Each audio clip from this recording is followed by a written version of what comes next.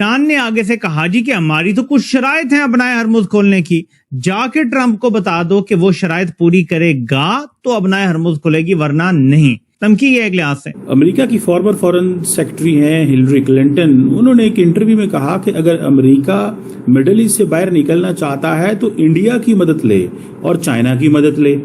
अच्छा, that is a very interesting question मेरी sense के अंदर। और वो कैसे एक इंटरेस्टिंग क्वेश्चन है कि how come India help America get out of the situation, कैसे बाहर निकाल सकता है अमेरिका उनको? क्या मैसेज मिल रहा है और क्या आइंदा आने वाले दिनों में? यानी ईरान ने बज़ाहिर नजर आता है कि अमेरिकी पाबंदियों की धमकियों से डरने से फिलहाल इनकार ही किया है और कोरा जवाब भी दिया। पाकिस्तान ने इतने एफर्ट किए, 2 दफा फील्ड मार्शल गए, उसके बाद आपने देखा 3 दफा हमारे मोहसिन नकवी साहब गए, कोई बात नहीं बनी। आसिम मुनीर शदीद खौफ ज़दा है, अपने आप को खतरे में महसूस कर रहा है। फील्ड मार्शल की लैंडिंग जो ही ईरान में हुई, पासदाराने इनकलाब और ईरानी सदर से मुलाकातों की, यमन ने इसी दौरान सऊदी अरब पर जहाजों पर बड़ा खतरनाक हमला किया। India took a side with the Israel. So Hillary Clinton is forgetting the part of the problem is कि ये जो इंडिया के इजराइल के साथ ताल्लुकात हैं कि अमेरिका के अंदर आज भी डेमोक्रेट्स इंडिया को सोल्यूशन समझते हैं। तो सख्त तरीन जो पाबंदियों वाला है बयान है अमेरिकी वज़ीर खजाना का, क्या वो फिर पाकिस्तान के ऊपर भी पाबंदियां लगेंगी?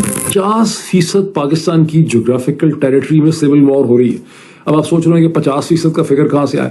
भाई साहब, 43% of the Pakistani territory is Balochistan, जिसकी तमाम टेरिटरी पे पाकिस्तान की लॉ एनफोर्समेंट और एडमिनिस्ट्रेशन जो है वो अपना कंट्रोल खो चुकी है। पाकिस्तान की रियासत अपने हमसायों के साथ भी हालत जंग में है और अपनी अवाम के साथ भी। जिस बंदे से बात करें वो कहता है ना पाकिस्तान दो लख्त हो जाएगा, टूट ना जाए जो बलोचिस्तान में सब कुछ हो रहा है। हम लाते हैं टॉक शोज और अनलिमिटेड एंटरटेनमेंट सिर्फ यूट्यूब पर। अगर आपने अभी तक हमारा चैनल सब्सक्राइब नहीं किया तो अभी सब्सक्राइब करें और बेल आइकॉन को क्लिक करके हमारी लेटेस्ट वीडियोस के बारे में अपडेट जानें। During the meeting between mister Asim Munir and doctor Qalibaf, आपने पहली लाइन पे गौर करना है। During the meeting between mister Asim Munir and doctor कालीबाफ,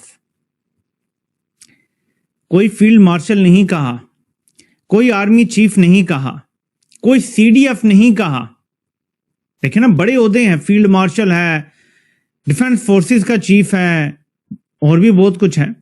लिखा हुआ है during the meeting between mister Asim Munir and doctor Qalibaf, Iran's preconditions for reporting reopening the strait were discussed. मैंने आपको दिन को क्या बताया था कि यहां से फिर पैगाम लेके गए हैं ईरान को कि सरेंडर कर दो, मतलब अपना हरमुज खोल दो सब कुछ, बस वरना तुम्हारे ऊपर बड़ी सख्त सैंक्शंस आने वाली हैं। धमकी है एक लिहाज से। तो वो भी इसी तरह की बात कर रहे हैं। Iran's preconditions for reopening the strait were discussed. The Pakistani mediator, while conveying the Trump regime perspective, Pakistani जो सालिस थे, उन्होंने ट्रंप का नुक्ता नजर पेश किया, received Iran's viewpoint on the way forward, the first step of which is for the US to implement those preconditions. It is likely that Asim Munir, अब mister भी नहीं लिखा, it is likely that Asim Munir will now relay Tehran's stance to Washington. यानी बुनियादी तौर पे कहा गया है कि पैगाम रसां अमेरिका का पैगाम लेकर ईरान को देने आए। ईरान ने आगे से कहा जी कि हमारी तो कुछ शराइत हैं अपनाए हरमुज खोलने की, जाके ट्रंप को बता दो कि वो शराइत पूरी करेगा तो अपनाए हरमुज खुलेगी, वरना नहीं। यानी ईरान ने बज़ाहिर नजर आता है कि अमेरिकी पाबंदियों की धमकियों से डरने से फिलहाल इनकार ही किया। That India is a solution, India को हमें इंडियन सोल्यूशन पे में जाना चाहिए। समझ रहे हैं बात को? So that is important and significant part of the entire debate. मुझे ऐसे लगता है, अगर मैं पहले चाहता हूं आप इनको सुने and then we will talk on this, कि वो कहती है इंडिया और चाइना से मदद लें क्योंकि वो ईरान से तेल लेते हैं, तो वो ट्रंप को बाहर निकाल सकते हैं। इंडिया क्या रेलिवेंट एक्टर है ईरान के अंदर? और इंडिया ने कोशिश की, जब दोवल साहब मिले ईरान के फॉरेन मिनिस्टर अरागची से दिल्ली के अंदर on the sidelines of BRICS, और पता नहीं कौन सा फोरम था, आई थिंक ब्रिक्स ही था, तो वहां पे दोवल साहब ने कहा, लेकिन ईरानियंस ने क्या किया, उन्होंने तो उल्टा उनके वीजे बंद कर दिए ऑन अराइवल जो था। उसकी वजह क्या है? उसकी वजह यह है कि madam Hillary Clinton does not understand the equation, वो इक्वेशन ही नहीं समझती। सुनिएगा जरा। The misconception on a strategic level has led us to where we are. And I guess, Mike, if you want to figure out how Trump could get out of this, I think the key to it is probably China and India. Because if you look at who buys the most oil and gas from Iran, it's China and India. You know, Japan and South Korea and others, but the two biggest consumers, and China far ahead of that. They've been, you know, banking a lot of fossil fuel. They've got it in tankers. They've been filling, and even I heard building more reserves, but they're going to need Iran. And it does seem to me that that's where the best pressure would come if Trump were willing to actually use diplomacy instead of bluster. So would you impose secondary sanctions on China? अच्छा, अब ये देखिए, ये बड़ी interesting बात इन्होंने की है। वो क्या, वो कहती है चाइना, इंडिया बहुत सारा तेल खरीदता है तो हमें तो इंडिया के पास जाना चाहिए, हमें तो चाइना के पास जाना चाहिए। सवाल ये है कि डेमोक्रेट्स का माइंडसेट इस चीज में फंसा हुआ है कि India is a consumer market, तो इंडिया हमें हेल्प आउट करेगा।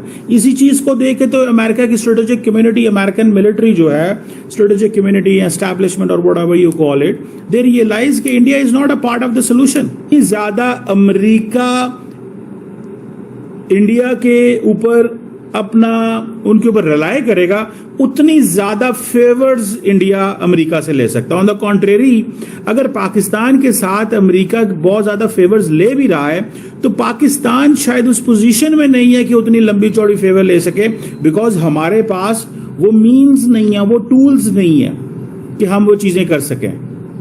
You getting my point? ये बड़ी इंपॉर्टेंट चीज है। बट पाकिस्तान की लिवरेज तेहरान के अंदर है।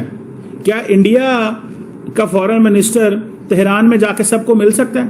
Can he meet the IRGC? क्या इंडिया के नारे तेहरान के चौक में लगेंगे? क्या इंडिया जो है मोदी साहब के नारे ईरान की पार्लियामेंट में लगेंगे, जो जंग से 2 दिन पहले नेतन्याहू से जफियां डाल रहे थे तल अवीव के अंदर? तो ये डेमोक्रेट्स माइंडसेट है कि हमें इंडिया को इंगेज करना है, इंडिया को इनकरेज करना है। मेरा ख्याल है कि I think that is where India's strategy is to keep looking towards the Democrats. अगर Democrats पावर में आ जाते हैं, ट्रम्प अनपॉपुलर हैं। अभी मैं देख रहा था, वो सर्जियो गोर कह रहे थे वन ऑफ द रीजन जो है वो ट्रम्प नहीं पसंद करता है मोदी को, वो ये है कि नरेंद्र मोदी जो है वो क्रिटिसाइज नहीं करता था ट्रम्प को जब ट्रम्प हुकूमत से बाहर चला गया। समझ रहे हैं? वो इस चीज को वो कहते हैं हम याद रखते हैं। सो कहीं ना कहीं पे मुझे ऐसा लगता है that the leadership in United States, they are looking towards India as a solution. वो सोल्यूशन के तौर पे देखना चाहते हैं। लेकिन याद रखें, क्या इंडिया ने अपने रीजनल ताल्लुकात कैसे एस्टैब्लिश किए हैं? इंडिया ने डेमोक्रेट्स के साथ ताल्लुकात, इंडिया के डेमोक्रेट्स के साथ ताल्लुकात तो अच्छे हैं, लेकिन क्या इंडिया के बारे में जो कैलकुलेशन अमेरिकन स्ट्रेटेजिक कम्युनिटी की है, या अमेरिकन जो पर्टिकुलरली ये जो फार राइट मागा वाले हैं, make America great again, Trump and इसको, जो इनकी है, क्या वो है? आप मेरी बात समझ रहे हैं? So I think that is where the situation is, that is where what we need to see, and that is where the point is. मुझे लगता है कि the Democrats need to look more India from the American strategic community के lens से, और वो शायद इस चीज को देखते होंगे। अगर वो इंडिया देखें, somehow उन्होंने बाइडेन को कन्विंस कर लिया था कि what we need in Bangladesh. मैं एक ऑर्डिनरी ट्रांसफॉर्मेशन नहीं समझता जो मिडल ईस्ट, जो उधर आई थी, सॉरी बांग्लादेश की आई थी। वो जो ट्रांसफॉर्मेशन जो बांग्लादेश के अंदर आई थी, उसने बेसिकली इंडिया का जो रीजनल बैलेंस है वो उसको चेंज किया था। तो ट्रम्प जो बाइडेन एडमिनिस्ट्रेशन ने, उसकी वजह ये भी थी कि उन्होंने जहां पे जैक सुलिवन अपना आखिरी विजिट इंडिया का कर रहा था, because they consider India a consumer economy. जैसे ये बोल रही है कि इंडिया क्योंकि मार्केट है, ईरान उनकी बात मानेगा। I think Hillary Clinton is too simplistic to understand the complexities the way Iranian leadership and the Iranian state apparatus operate. तो आपको ये वीडियो कैसा लगा कमेंट बॉक्स में जरूर लिखिए। इस वीडियो को लाइक कीजिए, शेयर कीजिए, सब्सक्राइब करना ना भूलिए आपके चैनल EFC.Z को। तो मिलते हैं अगली वीडियो में। जय हिंद।